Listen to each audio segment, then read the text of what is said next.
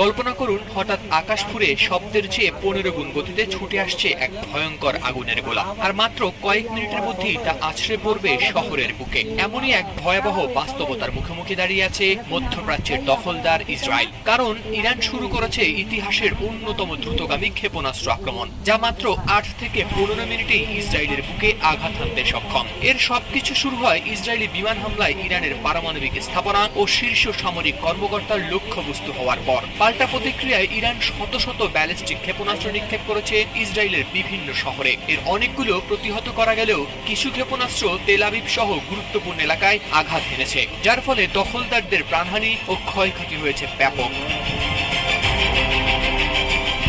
যুক্তরাষ্ট্রের কর্মকর্তাদের মতে ইরানের হাতে রয়েছে এখন মধ্যপ্রাচ্যের সবচেয়ে বড় ব্যালিস্টিক ক্ষেপণাস্ত্রের ভান্ডার, সংখ্যা 3000-এরও বেশি। এর মধ্যে কিছু ক্ষেপণাস্ত্র এতটাই দ্রুতগামী যে মাত্র 12 থেকে 15